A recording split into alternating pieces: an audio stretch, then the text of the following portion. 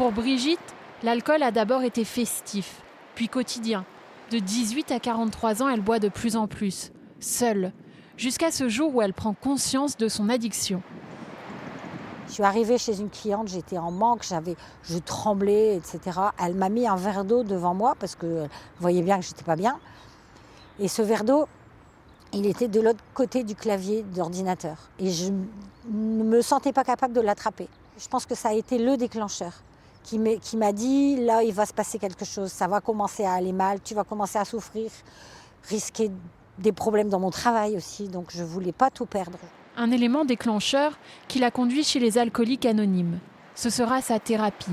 Ma première réunion alcoolique anonyme, c'était un dimanche matin. Et le premier dimanche, le premier jour depuis des années où je n'ai pas bu. Et un jour à la fois, petit à petit, réunion après réunion, semaine après semaine, mois après mois. Au début, c'était des réunions alcooliques anonymes tous les jours. Et c'était ma réunion qui me portait toute la journée. Aujourd'hui, elle a fêté ses 20 ans d'abstinence. Comme elle, ils sont plus de 600 à s'être rassemblés à Montluçon. Conférences, échanges, tous veulent en finir avec cette addiction qui les détruit. Mais le sevrage est un processus long et difficile.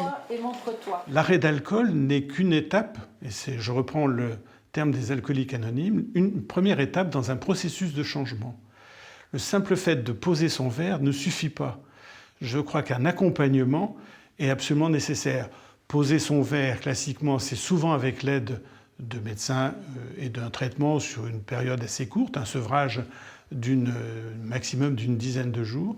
Mais on résout le problème du besoin d'alcool, mais on laisse totalement intacte l'envie, qui peut être parfois irrésistible.